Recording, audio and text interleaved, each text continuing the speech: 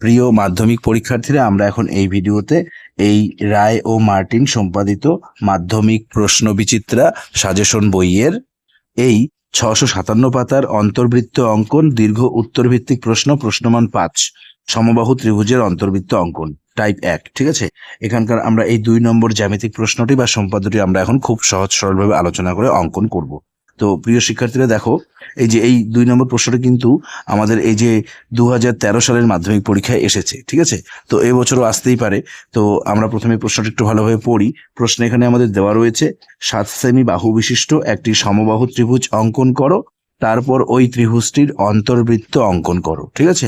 আমাদের প্রথমে 7 সেমি বাহু বিশিষ্ট একটি সমবাহু ত্রিভুজ অঙ্কন করতে বলা হয়েছে, তারপর সেই ত্রিভুজের আমাদের অন্তর্বৃত্ত অঙ্কন করতে বলা হয়েছে।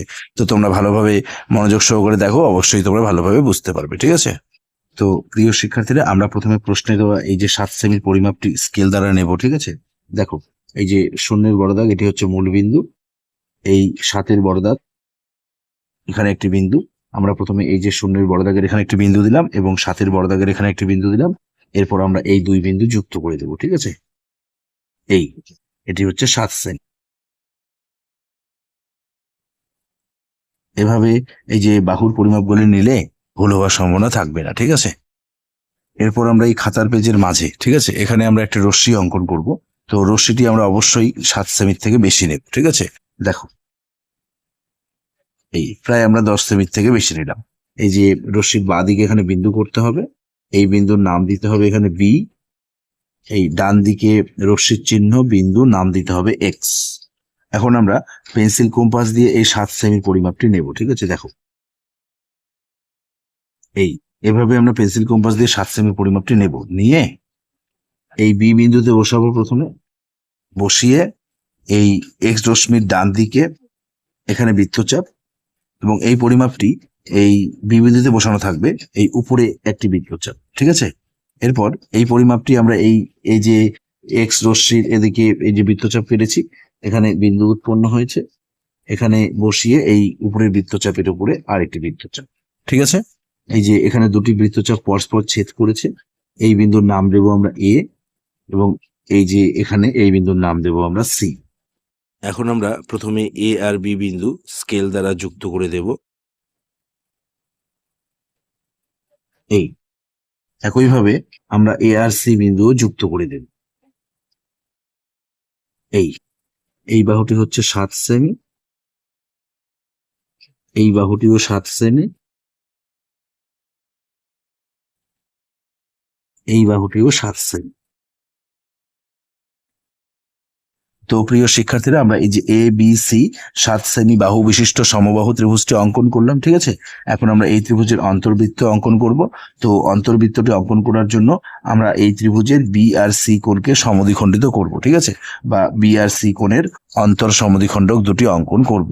তো তার জন্য আমরা পেন্সিল কম্পাস হাতে নেব, এই যে এভাবে নিয়ে যে কোনো একটি পরিমাপ চিকন করে এভাবে নেব, ঠিক আছে। যে কোনো পরিমাপ এভাবে চিকন করে নেব, নিয়ে প্রথমে সি বিন্দুতে বসাবো। বসিয়ে এই একটি বৃত্তচাপ, এরপর এই পরিমাপটি এই যে এখানে বিন্দু উৎপন্ন হয়েছে এখানে বসাবো। বসিয়ে এই যে মাঝখানে এখানে একটি বৃত্তচাপ, এরপর এই যে এখানে বিন্দু উৎপন্ন হয়েছে এখানে বসাবো। বসিয়ে এই বৃত্তচাপের উপর আরেকটি বৃত্তচাপ, ঠিক আছে। এই পরিমাপটি আমরা এই বি বিন্দুতে বসাবো। বসিয়ে এই একটি বৃত্তচাপ, এরপর এই যে এখানে বিন্দু উৎপন্ন হয়েছে এখানে বসাতে হবে। বসিয়ে এই যে মাঝে আরেকটি বৃত্তচাপ, এরপর এই যে এখানে বিন্দু উৎপন্ন হয়েছে এখানে বসাবো। বসিয়ে এই বৃত্তচাপের উপরে আরেকটি বৃত্তচাপ, ঠিক আছে। এখন দেখো, এই যে এখানে দুটি বৃত্তচাপ পরস্পর ছেদ করেছে, এখানে বিন্দু উৎপন্ন হয়েছে, একইভাবে এখানেও বিন্দু উৎপন্ন হয়েছে। এখন আমরা স্কেল দ্বারা এই সি বিন্দু আর এই বিন্দু এদিকে যুক্ত করে অন্তর সমদ্বিখণ্ডকটি আমরা অঙ্কন করব, ঠিক আছে। সি কোণের অন্তর সমদ্বিখণ্ডক একইভাবে এদিকেও আঁকতে হবে।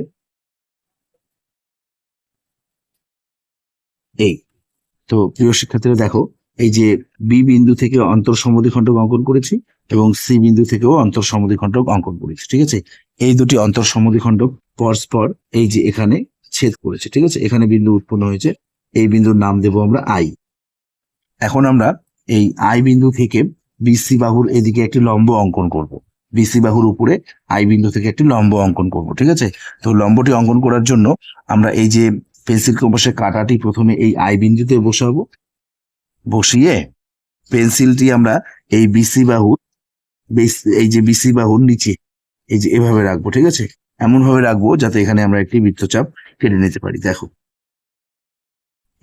এইভাবে আমরা একটি বৃত্তচাপ এখানে কেটে নেব। ঠিক আছে, নিয়ে এই পরিমাপটি আমরা এই যে এখানে বসাবো, এখানে বসিয়ে নিচে বৃত্তচাপ এবং এই যে এখানে বিন্দু উৎপন্ন হয়েছে এখানে বসাবো। আমরা এই যে এখন যে বৃত্তচাপটি কাটলাম সেই বৃত্তচাপ দ্বারা যে উৎপন্ন বিন্দু হয়েছে সেই বিন্দুতে বসিয়ে। ঠিক আছে, এখন দেখো এই যে এখানে দুটি বৃত্তচাপ পরস্পর ছেদ করেছে, এখানে বিন্দু উৎপন্ন হয়েছে। এখন আমরা এই আই আর এই বিন্দু দুটি যুক্ত করে এখানে বিসি বাহুর উপরে লম্ব অঙ্কন করব। ঠিক আছে, এই যে এই লম্বটি বিসি বাহুকে এই যে এখানে ছেদ করেছে, এই বিন্দুর নাম দেব আমরা ডি। এখন আমরা পেন্সিল কম্পাস দিয়ে এই আই আর ডির পরিমাপ নেব। ঠিক আছে, দেখো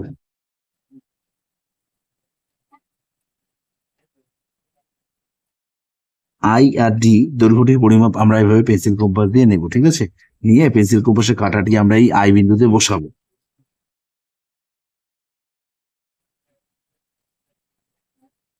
বসিয়ে আমরা এখানে অন্তর্বৃত্তটি অঙ্কন করব। ঠিক আছে, দেখো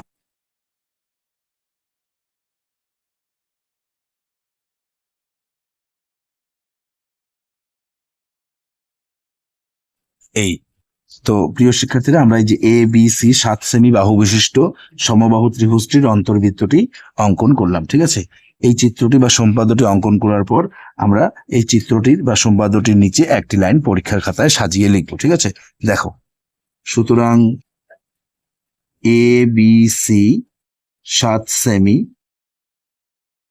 বাহু বিশিষ্ট সমবাহু ত্রিভুজের অন্তর্বৃত্ত অঙ্কন করা হলো, যার অন্তর্বেশার্ধ আইডি সমান, এই যে আইডির পরিমাপ আমরা স্কেল দ্বারা মেপে নেব 2 সেমি প্রায়, 2 সেমি প্রায়।